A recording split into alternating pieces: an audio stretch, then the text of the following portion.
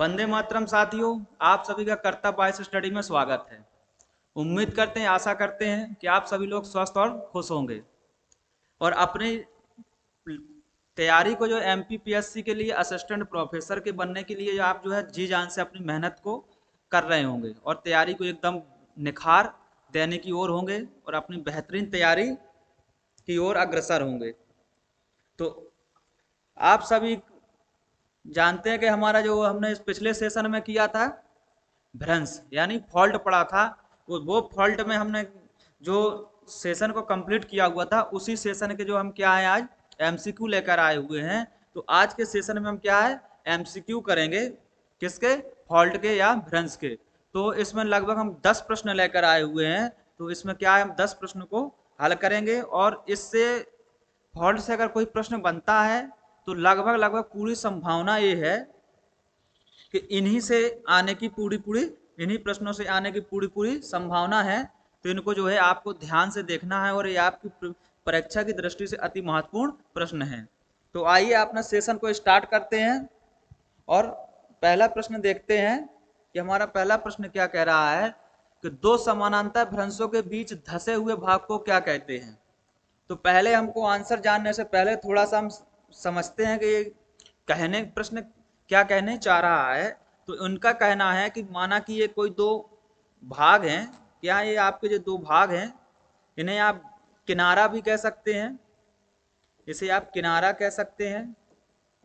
किनारा क्यों कहेंगे कि हम, क्योंकि यहाँ इसलिए कहेंगे कि अभी क्या होगा कि एक ये धसा हुआ भाग है और ये भाग कैसे धसता है, भ्रंशों के किनारे धसता है। तो ये जो वाला क्षेत्र है, ये वाला जो क्षेत्र है इसे आप क्या है भ्रंश या दरार कह सकते हैं या दरार। तो ये क्या है किनारा है और ये किनारे क्या होते हैं आपके किनारे स्थिर हैं। यहाँ क्या है ये किनारे स्थिर हैं और ये मध्य का भाग क्या है आपका, क्या मध्य का भाग ये क्या है आपका नीचे की ओर धसा हुआ है। तो यही कह रहे हैं कि बीच के धसे हुए भाग को क्या कहते हैं, आपका जो बीच में धसे हुए भाग को क्या कहते हैं। तो आपसे पूछा गया है तो हमने जाना था कि इसको भ्रंश घाटी कहते हैं, यू आकार की घाटी कहते हैं, भी आकार की घाटी कहते हैं, या ऑप्शन आपका 4 जो है इनमें से कोई नहीं। तो आपको बताना है कि किसे धसे हुए भाग को क्या कहते हैं। जिसको धसे हुए भाग को क्या कहते हैं भ्रंश घाटी कहते हैं। क्या होता है इस प्रकार का जो खाली स्थान है, यहाँ जो खाली स्थान बना इसे आप क्या कहते हैं, खाली स्थान को भ्रंश घाटी कहते हैं। और ये भाग क्या ऊपर की ओर है और इसके उदाहरण कुछ हैं, जैसे भ्रंश घाटी के उदाहरण क्या है, डेथ वैली है आपका, अफ्रीका महाद्वीप में पाई जाने वाली ग्रेट रिफ्ट वैली है, ये इसके उदाहरण है। तो यहाँ आपको ध्यान रखना है कि धसे मध्य में धसे हुए भाग को क्या कहा जाता है भौगोलिक जो है दृष्टि से। तो नेक्स्ट प्रश्न है आपका कि विश्व की सबसे लंबी रिफ्ट घाटी, विश्व की सबसे लंबी रिफ्ट घाटी में यहाँ आपसे पूछा गया किसके, नदी घाटी के संबंध में पूछा गया है, किसके आपके नदी घाटी के संबंध में। क्योंकि विश्व की अगर सबसे लंबी भ्रंश घाटी है तो वो है अफ्रीका महाद्वीप में पाई जाने वाली रिफ्ट ग्रेट रिफ्ट वैली। तो नदी के संबंध में पूछा है तो आपका ऑप्शन ए है भारत की नर्मदा घाटी, दक्षिण कैलिफोर्निया की डेथ वैली, या जॉर्डन नदी की घाटी, या उपरोक्त में से सभी। तो क्या आपका आंसर होगा इसमें, आपका जो आंसर सही है वो क्या है जॉर्डन नदी है, जो विश्व की सबसे लंबी नदी रिफ्ट घाटी में बहती है। और ये कहां पर है, सीरिया से, क्या है सीरिया से, अगर ये प्रश्न बने कि कहां से कहां तक, सीरिया से पूर्वी अफ्रीका तक फैली हुई है, कहां तक, पूर्वी अफ्रीका तक। तो ये भी प्रश्न बन सकता है कि आपका विश्व की सबसे लंबी नदी रिफ्ट वैली कौन सी है, वो है जॉर्डन नदी घाटी। ये कहां पर पाई जाती है, तो ये सीरिया से पूर्वी अफ्रीका तक फैली हुई है। ठीक है, तो इसको इनको आपको ध्यान रखना है कि इसकी स्थिति को भी ध्यान रखना है। नेक्स्ट प्रश्न की ओर चलते हैं। नेक्स्ट प्रश्न आपका क्या कह रहा है, नेक्स्ट प्रश्न जो है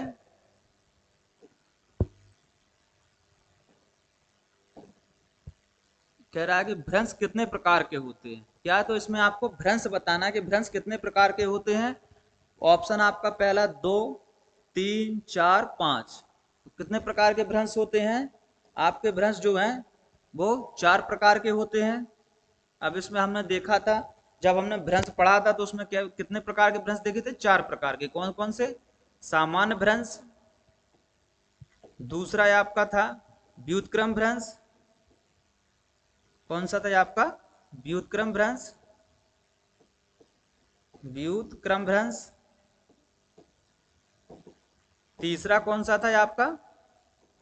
तीसरा आपका था पार्श्वीय भ्रंश, और चौथा कौन सा था? पार्श्वीय भ्रंश, और चौथा आपका जो भ्रंश था वो था आपका सोपान भ्रंश। कौन सा? सोपान भ्रंश। इनके हमने सभी चारों को देखा था कि सामान्य भ्रंश किसे कहते हैं, व्युत्क्रम भ्रंश किसे कहते हैं, पार्श्वीय भ्रंश किसे कहते हैं, और सोपान भ्रंश किसे कहते हैं। जब सोपान भ्रंश किसे कहते हैं, जब ऐसी सीढ़ी नुमा संरचना बन जाती है, क्या सीढ़ी नुमा संरचना बन जाती है, तो उसे हम क्या है? सोपान भ्रंश कहते हैं। इस तरीके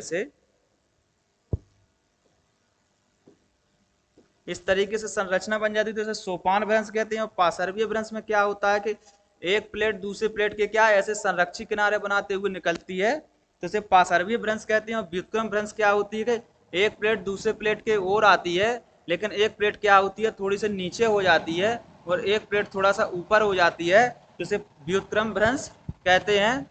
और सामान्य भ्रंश में एक प्लेट दूसरी प्लेट से क्या दूर जाती है, तो सामान्य भ्रंश का निर्माण होता है। ठीक है, इनको आप थोड़ा सा ध्यान रखिएगा। चलिए नेक्स्ट, अमेरिका की डेथ वैली किसका उदाहरण है? तो आपको ध्यान रखना है कि यहाँ तो आपको क्या मिल रहा है, पहला तो डेथ वैली कहाँ पर है? अमेरिका में है आपकी। कहाँ पर है डेथ वैली? यही प्रश्न बन सकता है कि डेथ वैली कहाँ पर है, तो कहाँ पर है? अमेरिका में है। फिर दूसरा प्रश्न बनेगा कि उदाहरण किसका है, तो ये उदाहरण किसका है? भ्रंश घाटी का उदाहरण है। किसका है? भ्रंश घाटी का उदाहरण है। तो डेथ वैली भ्रंश घाटी का उदाहरण है। यू आकार घाटी और भी आकार की घाटी कौन सी है? नदियों द्वारा बनाई जाती है। क्या है? नदियों द्वारा बनाया जाता है इन्हें। तो क्या है? यू आकार भ्रंश आकार की घाटी, भी आकार की घाटी बनती है। ठीक है, नेक्स्ट, दो सामान्य भ्रंशों के बीच उत्थित सकरा खंड कहलाता है।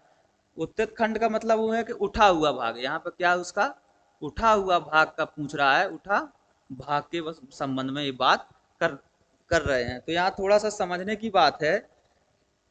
प्रश्न कह रहा है कि माना कि एक एक भाग है और एक ये दूसरा भाग है, इसको आप ए नाम दे दीजिए, इसको आप बी नाम दे दीजिए। और इसका क्या है कि मध्य में जो है एक ऊपर की ओर उठा हुआ भाग है, इस तरीके के ऊपर उठा हुआ भाग है। इस भाग का क्या नाम है? क्या इसका नाम पूछा गया है। और ये क्या है कि आपके भाग स्थिर हैं। तो आपको पता है कि ये भाग स्थिर है, और ऊपर के मध्य भाग जो उड़ जाता है तो किसका निर्माण होता है? हॉस्ट पर्वत का निर्माण होता है। ठीक है, किसका निर्माण होता है? हॉस्ट पर्वत का निर्माण होता है। और यही स्थिति क्या होती है? जब पलट जाती है। जब यही स्थिति पलट जाती है, मतलब कहने का ये है कि जब दो स्थिर भाग ये हैं और एक ए स्थिर भाग है, और इसका ये मध्य भाग क्या होता है? ये मध्य भाग स्थिर रहता है, स्थिर रहता है, और ये भाग क्या होता है? नीचे चले जाते हैं किनारे। तो इसे क्या कहते हैं? तो इसे क्या कहते हैं? ब्लॉक पर्वत कहते हैं। क्या कहते हैं? ब्लॉक पर्वत कहते हैं। इसको आप ब्लॉक पर्वत कहते हैं, और इसके उठे हुए भाग को क्या कहते हैं? क्या कहते हैं आप? हॉस्ट कहते हैं। क्या होता है? हॉस्ट, इसका नाम दे दिया जाता है। ठीक है, तो इनको आपको बहुत ध्यान से रखना है। चलिए नेक्स्ट चलते हैं। भ्रंश घाटी में बहने वाली नदियों के उदाहरण बताने हैं आपको। तो कौन ऐसी भारत की नदियां हैं जो भ्रंश घाटी में बहती हैं? तो आपका ऑप्शन है नर्मदा, ताप्ती, सोन, उपरयुक्त सभी। तो इसमें आपका ऑप्शन जो होता है हो जाता है, वो क्या हो जाता है आपका? उपरयुक्त सभी हो जाता है। जो क्या है? सभी की सभी नदियां जो हैं क्या भ्रंश घाटी में बहती हैं। और नर्मदा जो है वो ताप्ती क्या मध्य प्रदेश में पाई जाती हैं, एमपी में पाई जाती हैं। एमपी की नदियां क्या बहती हैं? पूरब से पश्चिम दिशा की ओर बहती हैं। कौन सी दिशा में बहती हैं? पश्चिम दिशा में बहती हैं। सोन नदी भी क्या मध्य प्रदेश की नदी है, और किसकी सहायक है? ये गंगा की है। ये भी भ्रंश घाटी में होकर बहती है। तो इनको भी आपको जो है भ्रंश घाटी के भारत में नदियों के उदाहरण याद रखने हैं। चलिए नेक्स्ट, नेक्स्ट है आपका कौन सा एक अंतर्जनित बल नहीं है। तो ये आपको यहां से पूछा क्या है कि बलों के बारे में पूछा गया है। तो यहाँ आपको फिजिक्स के संदर्भ में नहीं, ये किसके पूछा है, भूगोल के संदर्भ में पूछा है। तो भूगोल के संदर्भ में आपको अगर बल है तो यहाँ तो दो प्रकार के बलों का प्रयोग किया जाता है। एक होता है आपका अंतर्जात अंतर्जात बल और दूसरा होता है बाहिर्जात बल। कौन सा आपका, बाहिर्जात बल। तो बाहिर्जात बल में आपका होता है क्या, अपर्दन अपर्दन और अपक्षय। कौन सा है, अपर्दन और अपक्षय। अंतर्जात बल में क्या होता है, इसमें आपका भूकंप, ज्वालामुखी या पृथ्वी के अंदर से लगने वाला बल आता है, जिसमें आपका संपीड़न बल हो गया, या आपका तनाव बल हो गया, या आपका तनाव बल, संपीड़न बल और भ्रंशन। ये क्या है, भ्रंशन जो है किससे बनते हैं, अंतर्जात बल से। तो इसमें आपका ऑप्शन कौन सा निकल के आ जाएगा, अपर्दन। अपर्दन किसका है, बाहिर्जात बल का उदाहरण है। ठीक है, चलिए नेक्स्ट प्रश्न की ओर चलते हैं। इन अंतर्जात बाह्यजात बलों को भी आपको थोड़ा सा ध्यान रखना है। विवर्तनिक बल के कारण निम्नलिखित में से किस लक्षण का निर्माण होता है। यानी आपसे पूछा गया है कि जो विवर्तनिक क्रिया होती है उससे क्या होता है, किस प्रकार का जो है स्थलाकृति का निर्माण होता है। आपसे प्रश्न में क्या पूछा गया, जो प्लेट विवर्तनिकी या भू संचलन से निर्मित कौन सी स्थलाकृति होती है। तो किस प्रकार की स्थलाकृतियां बनती हैं।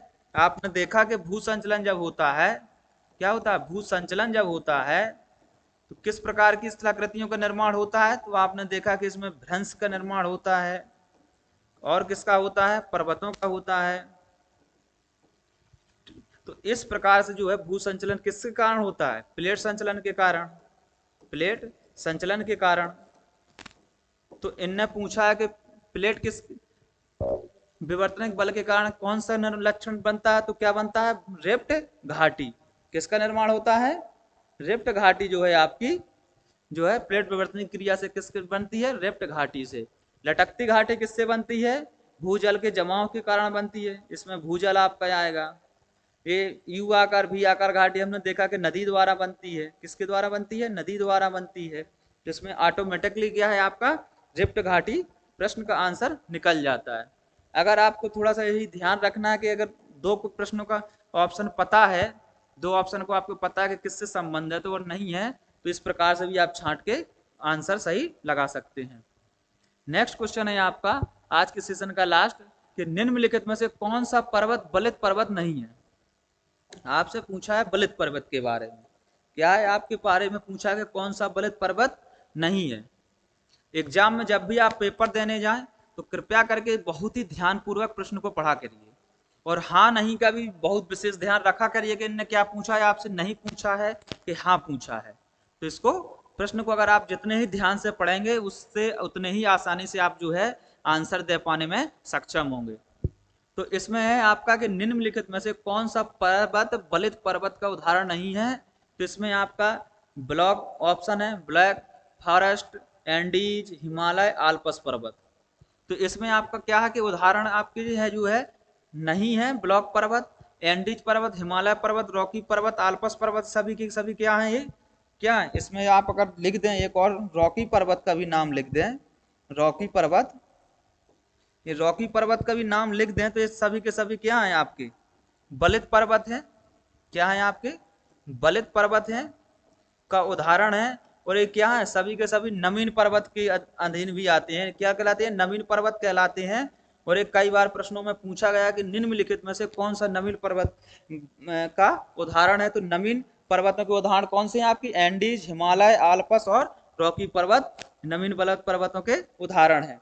अब ब्लॉक फॉरेस्ट माउंटेन क्या है, ये आपका ब्लॉक, अभी हमने देखा था ब्लॉक पर्वत का उदाहरण है ये। और ये कहां पर पाया जाता है, जर्मनी के दक्षिणी जर्मनी में पाया जाता है। तो आपको पता चल गया कि ब्लॉक फॉरेस्ट ब्लॉक से संबंधित है, ब्लॉक माउंटेन है, पर्वत है, तो कहां पर पाया जाता है, दक्षिणी जर्मनी में पाया जाता है। तो इनको आपको जो है थोड़ा सा ध्यान रखना है। और इन पर्वतों का जो निर्माण होता है, किससे होता है पर्वतों का निर्माण, इनका जो निर्माण होता है प्लेटों के जो है, प्लेटों के संचलन से होता है।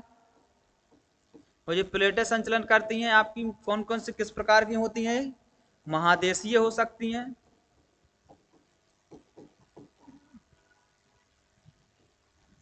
महा सॉरी ये महाद्वीपीय हो सकती हैं। कौन सी हो सकती हैं? महाद्वीपीय, महाद्वीपीय, महासागरीय और महाद्वीपीय एवं महासागरीय भी दोनों प्रकार की हो सकती हैं। जैसे महासागरीय, महाद्वीपीय, महाद्वीपीय का उदाहरण कौन सा है? महाद्वीपीय प्लस महाद्वीपीय का उदाहरण है महाद्वीपीय हिमालय पर्वत का जो निर्माण हुआ था, इस क्या है? हिमालय पर्वत का, इसी का उदाहरण है। ठीक है। और महाद्वीपीय और महासागरीय पर्वत को उदाहरण कौन से हैं आपके? रॉकी है आपका और है एंडीज पर्वत है। कौन सा है? एंडीज पर्वत। रॉकी और एंडीज पर्वत इसके महाद्वीपीय महासागरीय प्लेटों के उदाहरण है। तो इनको भी थोड़ा सा आपको ध्यान रखना है। आज के सेशन का लास्ट प्रश्न है कि संयुक्त राज्य अमेरिका के दक्षिण कैलिफोर्निया में स्थित मृत घाटी किसका उदाहरण है? तो आपको देखना है कि संयुक्त राज्य अमेरिका के दक्षिण कैलिफोर्निया में स्थित मृत घाटी का जो उदाहरण है वो किसकी है? वो रिफ्ट घाटी का उदाहरण है। हमने अभी देखा था कि क्या है? डेथ वैली कैलिफोर्निया में है और किसका उदाहरण है? रिफ्ट घाटी का उदाहरण है। तो इनको जो है आप सभी के सभी प्रश्नों को बहुत ध्यान से देखना है और ये सभी के सभी क्या है? आपकी परीक्षा की दृष्टि से अति महत्वपूर्ण है। अगर आप इसमें मैप के माध्यम से समझेंगे डेथ वैली कहाँ है, तो ये डेथ वैली देखिए आपकी कहाँ पर है? उत्तरी अमेरिका में है। उत्तरी अमेरिका में कहाँ पर? कैलिफोर्निया में। अगर प्रश्न इस प्रकार से बने कि डेथ वैली किसका उदाहरण है, तो आपको ध्यान रखना है कि रिफ्ट वैली या भ्रंश घाटी का उदाहरण है। और पूछे कहाँ पर है, तो उत्तरी अमेरिका में। उत्तरी अमेरिका में कहाँ पर? तो कैलिफोर्निया में के दक्षिणी भाग में स्थित है। ठीक है। तो ये हमने आज के सेशन में 10 प्रश्नों को जो है हल किया पिछले सेशन टॉपिक के, और इसी प्रकार से हम नेक्स्ट टॉपिक करते चलेंगे और एमसीक्यू भी साथ साथ हल करते चलेंगे, ताकि कि जो भी अपना टॉपिक में अगर कोई चीज छूटती है तो वो एमसीक्यू में कवर हो जाए, और एमसीक्यू में जो कोई कवर होती है, अगर वो कोई टॉपिक में छूटती है तो टॉपिक में कवर हो जाए। इस प्रकार से जो है अपन लगभग सभी चीजों को कवर करते हुए चलेंगे। और आपके जो 4 जून को होने वाला आगामी पेपर है, प्रस्तावित है आपका एमपीपीएससी के द्वारा, उसके लिए तब तक हम जो है एक बहुत ही अच्छी स्थिति में तैयारी में आ जाएंगे और अपने जो है लक्ष्य को पाने में सक्षम होंगे। तो इसी प्रकार से हमको अपनी रणनीति को बनाए रखना है और मिलते हैं नेक्स्ट सेशन में। तब तक के लिए धन्यवाद। Thank you.